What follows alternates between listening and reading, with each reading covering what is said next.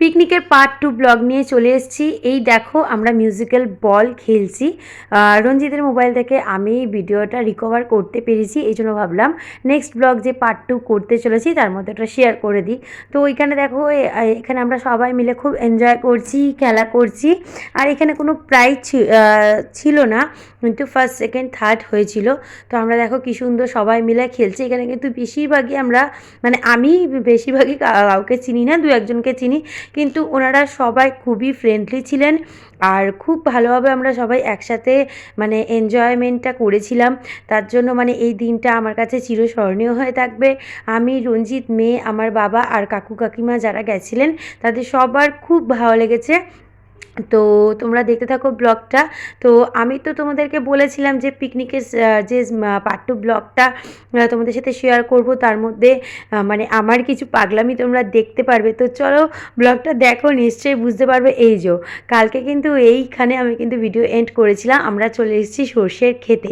আসার সময় আমরা একটা মানে ছোট্টখাট্ট একটা জঙ্গল টাইপের জায়গা দিয়ে এসেছি। মানে জঙ্গল, হ্যাঁ জঙ্গলই বলবো, কারণ বেশ বড় বড় গাছপালা ওখানে ছিল। একটা রাস্তাও ছিল, মানে পিচের রাস্তা, ওখান দিয়েও আসা যেত। আর একটা জঙ্গলের রাস্তা ছিল যেখানে মানে ঢেউ কুচকুচ খেলতে খেলতে আমরা এসেছি। ঢেউ কুচকুচ এই জন্যই বললাম কারণ উঁচু নিচু অনেক জায়গায় ছিল। আর এখানে দেখো আমি একদম ফুল টু মাস্তি করছি, একদম এনজয় করছি। আর আমি অনেক ধরনের পাগলামি করছি। কেন, ওই যে তোমাদেরকে আমি আগেই বলেছি আমি কিন্তু মানে সমুদ্র থেকে আমার পাহাড় পর্বত গাছপালা এগুলো বেশি ভালো লাগে। এখানে পাহাড় পর্বত নেই বা গাছপালা সেরকমভাবে নেই, আর নদীও নেই। কিন্তু যেহেতু একটা মানে প্রাকৃতিক পরিবেশে আমি চলে এসেছি, আর মানে এইভাবে বিয়ের পরে আমি এরকমভাবে কোনো জায়গায় যাইনি যেখানে মানে আমি একটুখানি এই ফুল বা গাছ বা এইসব ক্ষেত এরকম জায়গায় খুব কমই গেছি। তো এই জন্য আমার জায়গাটা খুব বেশি ভালো লাগছিলো। আর আমি আর রঞ্জিত এখানে একা এসেছি, তো মেয়েকে তো একদমই হাঁটাহাঁটি করাচ্ছি না, কারণ বাস থেকে নেমে ও সেই যে বসেছে একটুখানি, মানে ওঠা বসা যতটা না হয় করতে হয় সেটুখানি করেছে। ওকে আমরা এখানে নিয়ে আসিনি, এই জন্য আমি আর রঞ্জিত একাই এসেছি। মানে কাকু আসবে বলছিলেন, কিন্তু কাকিমা আর আসেনি, তো ওরা ওখানেই বসে আছেন, এনজয় করছেন। আর কাকিমা একটু অসুস্থ হয়ে পড়েছিলেন বলে ওখানে রুমও আছে, রুমে ওখানে রেস্ট নিচ্ছেন। আর এখানে আমি চলে এসেছি। খুব সুন্দর একটা পরিবেশ মনে হচ্ছে আমার, একদম চারিদিকে একদম মানে যেখানে তাকাচ্ছি সেখানেই ক্ষেত গাছ গাছলা, মানে প্রকৃতির মাঝে এসে না আমার এত বেশি ভালো লাগছে। আমি প্রথমে ভাবছিলাম জানো তো এইটা রঞ্জিত মনে হয় ফটো তুলছে, তারপরে বলছে না না ফটো তুলছি না, আমি ভিডিও করছি। তো আমি আর কি করব, আমি এটা সেটা পাগলামি করছি, আর কি করব, এটাই তো জীবন বলো। আর তোমরা ভাবতে পারো যে জয়া এগুলো কী করছে, কিন্তু কিছুই না। এগুলো এইগুলো হচ্ছে মানে জাস্ট একটু নিজেকে মানে রিফ্রেশ করা, আর কিছুই না। সবসময় গম্ভীরভাবে থাকাটাই আমি মনে করি না যে নিজের মধ্যে মানে নিজের সত্তাটাকে বজায় থাকে। আমি ছোটোবেলা থেকেই একটু মানে জলি টাইপের, আর একটু বেশি হাসাহাসি ক্যালাকেলি, মানে যেগুলো মানে কি বলবো, মানে খুব বেশি মানে ছোটোখাটো কোনো জিনিস নিয়ে আমি খুব বেশি মানে হাসাহাসি করি বা আনন্দে থাকি। আবার একটু কিছু এদিক ওদিক হলেই আমার চোখ দিয়ে জল বেরিয়ে যায় বা আমি একটুখানি আপসেট হয়ে যাই। আমি খুবই ইমোশনাল টাইপের। তো এইখানে এসে আমার ইমোশনালটা পজিটিভ দিকে চলে গেছে। আমার খুব ভালো লাগছে এইখানে। তো এবার আমরা রওনা দিচ্ছি, চলে যাচ্ছি। আর দুই দিকে তো দেখতেই পাচ্ছ ছোট্ট ছোট্ট এরকম জলাশয় করা আছে, এখানে ক্ষেতের কাজে জল হয়তো স্টোর করে রাখা আছে। তো এবার আমরা চলে যাচ্ছি ওই দিকটা, মানে যেই জঙ্গলের কথাটা তোমাদেরকে বলছিলাম না, যে ছোটোখাটো একটা গাছপালার ভেতর দিয়ে আমরা এসছি। তো চলো এবার ওই দিকটা যাব।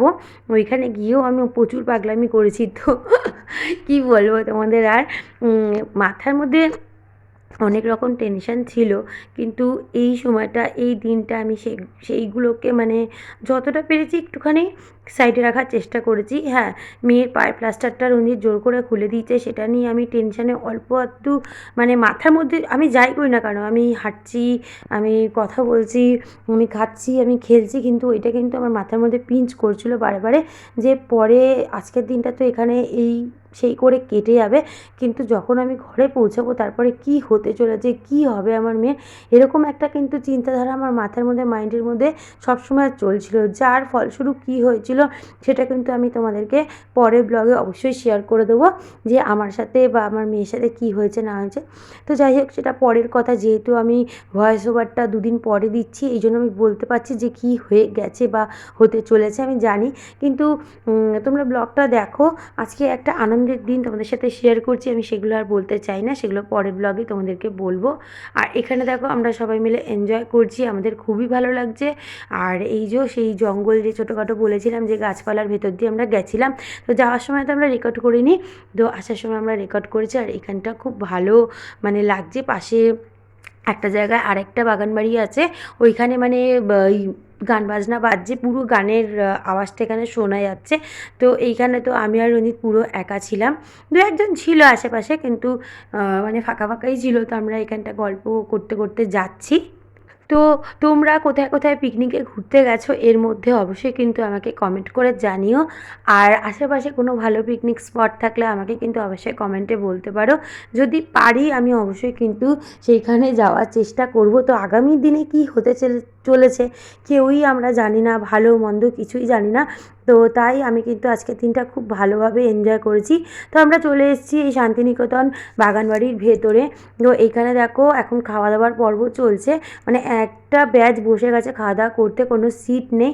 এই জন্য আমি এখানে একটুখানি দোলনা চড়ে নিচ্ছি, কারণ দোলনা চড়তে আমি ছোটোবেলা থেকেই খুব বেশি ভালোবাসি। তো এখানে সমস্ত বয়সের মানুষরাই দোলনা চড়েছে, এনজয় করেছে, কিন্তু আমি শুধু আমারটাই রেকর্ড করেছি। আর যে আমাদের একটু ফ্রেন্ড হয়ে গেছিলো তারই রেকর্ড করেছি, কারণ সবাই আনকমফোর্টেবল ফিল করতে পারে, এই জন্য কিন্তু আমি অতটাও মানে সবার ভিডিও রেকর্ড করিনি, যতটা পেরেছি তোমাদের সাথে শেয়ার করছি।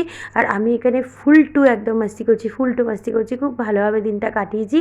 তো হ্যাঁ, তোমরা অনেকেই ভাবতে পারো বাবা যে এত বয়স হয়ে গেছে, মেয়ে এতটা বড়, এইটা পড়ে, তাও দোলনা চলছে। এসে দেখো আমিও ইউটিউবে বা ফেসবুকে ভিডিও দেখি, অনেক রকম কমেন্ট পড়ি, কিন্তু তোমরা দেখো বয়স হলেই মানুষের ভেতরে যে ছোট একটা বাচ্চা থাকে সে কিন্তু মরে না, সে ছেলেদের মধ্যে হোক বা মেয়েদের মধ্যে হোক। আমি কিন্তু এমন ধরনের পার্সন, আমার ভেতরে যে বাচ্চাটা আছে সেটাকে আমি সবসময় মানে আমার মনের ভেতরে যে বাচ্চাটা আছে সেটাকে আমি সবসময় মানে সেই জলিনেসটা, সেই চাইল্ডহুড যেই একটা যে ক্রেজ থাকে সেটাকে আমি সবসময় কিন্তু বাঁচিয়ে রাখি। এই জন্য কিন্তু তোমরা আমাকে মাঝে মাঝে ব্লগের মধ্যে দেখবে এটা সেটা করতে। তো তোমরা কেউ ভেবো না যে আমি ভিডিও করার জন্য এগুলো করছি, আমি কিন্তু রিয়েল লাইফেও এরকমই, আমি খুবই জলি। তো যাই হোক, আমরা আমাদের খাওয়া দাওয়া হয়ে গেছে, খুব ভালো খাওয়া দাওয়ার মেনু করেছিল। তো এইখানে একটা অভুক্ত প্রাণী, মানে অনেকই অভুক্ত প্রাণী এখানে ছিল, মানে আমি ডগিদের কথা বলছি। আমার খাওয়ার অংশ থেকে আমি কিছুটা মাটন, মানে অনেক এক্সেস মাটন দিয়েছিল, তো আমি এক পিস মতন মাটন খেয়েছি। তো অনেকটা মাটন ছিল, তো আমার ভাগের মাটনটা আমি নিয়ে এসেছি। নিয়ে এসে এখানে অনেকই অভুক্ত মানে ডগিরা ছিল যারা বাগানবাড়ির ভেতরে করতে পারছিল না।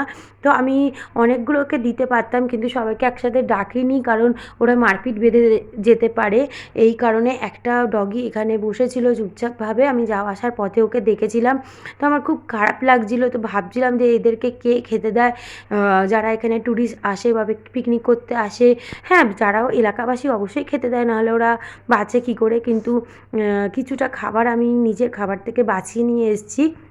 আমার মেয়েও এর মধ্যে নিজের ভাগ থেকে দুটো মাটন দিয়েছে, আমরা এখানে নিয়ে এসেছি। ঝোল আলু ফালু ওকে আমি দেবো না, একটু একটু ভয় করছিল প্রথমে, এই জন্য আমি একটা মাটন ওকে আমি ছুঁড়ে দিয়ে দেখলাম যে ও কতটা ফ্রেন্ডলি না ফ্রেন্ডলি।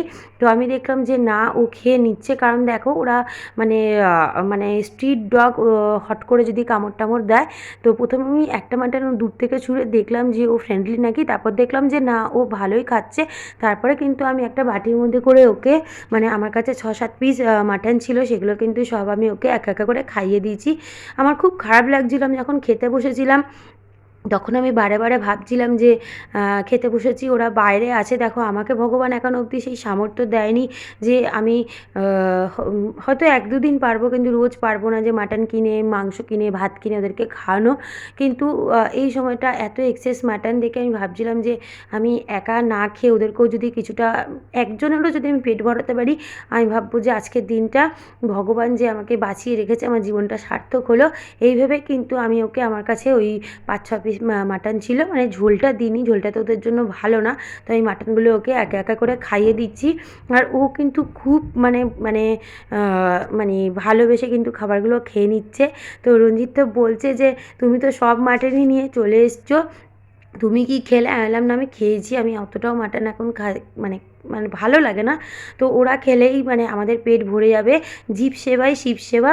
তো মানে আমি সেটাই মনে করি। তো আমার বর, আমার মেয়ে, আমি সবাই কিন্তু এরকমই, আমরা মানে ডগিদেরকে খুব ভালোবাসি। তো আমার বরও কিন্তু মানে প্রত্যেক দিন এরকম যখনই ও মানে টাইম পায় ডগিদেরকে ডিম সিদ্ধ খাওয়ানো বা বিস্কুট খাওয়ানো করে। আমার মেয়ে তো করেই, মানে ঘর থেকে বিস্কুট নিয়ে নিয়েই চলে যায়। তো এইভাবে দেখো আমি কিন্তু খাইয়ে দিলাম, আর প্যাকেটটা এখানে আস্তে করে রেখে দিয়েছি। এখানে তো একটা মানে জঙ্গল টাইপের তোমাদের বলছিলামই, টিস্যু ব্যাগে করে নিয়ে গেছিলাম, টিস্যু দিয়ে হাতটা মুছে নিচ্ছি। তো ওকে আমি একটুখানি আদর করছি, কারণ এবার আমি ভেতরে চলে যাব, কারণ দূর থেকে আমি দেখতে পাচ্ছিলাম আরও কুকুর চলে আসছে।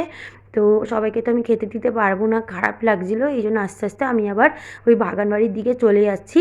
তো আজকে যে ওদেরকে একটুখানি আমি খাওয়াতে পেরেছি, একটা প্রাণেরও পেট ভরাতে পেরেছি কিছুক্ষণের জন্য, তার জন্য আমি ভগবানের কাছে, প্রভুর কাছে আর আমার স্বামীর কাছে আমি অনেকটা মানে কৃতজ্ঞ থাকবো সারা জীবন, কারণ ও আমাকে সব কিছুতে হেল্প করে।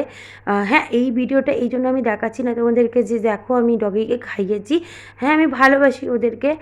আমার এই ভিডিও দেখে যদি একজনেরও মনে প্রাণে ইচ্ছা হয় যে এরকম অভুক্ত প্রাণীদের তারা দিনে কিছুটা সময় বা খাওয়াতে পারবে, তাদের ভগবান ক্ষমতা দিয়েছেন, ইন্সপায়ার হয়, তাহলে আমি ভাববো যে এই ভিডিওটা করা আমার জন্য সার্থক হয়ে গেছে।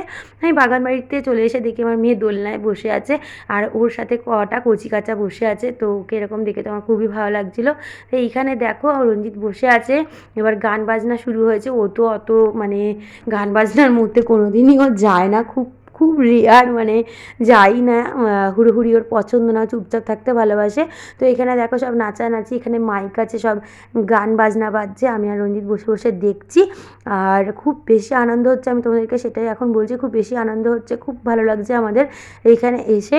আর এদের পরিবেশন মানে মারাত্মক ভালো, খুবই ভালো পরিবেশন। যেহেতু আমরা পাড়ার বাইরে থেকে ওদের সাথে মানে জয়েন হয়েছি, ওরা আমাদের কিন্তু স্পেশাল কেয়ার নিয়েছে। মানে সবার আগে আমাদেরকে সিট জোগাড় করে দেওয়া, সবার আগে আমাদেরকে খেতে দেওয়া, কোথায় আমাদের টেবিলে মানে জল নিয়ে আসা বা আমাদেরকে ভালো সিটটা দেওয়া। আমার মেয়ের পায়ে ব্যথা বলে কিন্তু মানে একদম বাসার সামনে বড় সিটটা আমার মেয়েকে কিন্তু স্পেশালি ওরা দিয়ে দিয়েছিল। তো আমার খুব ভালো লেগেছে মাধববাবু গার্ডেন লেনের এই মানে পিকনিকে এসে।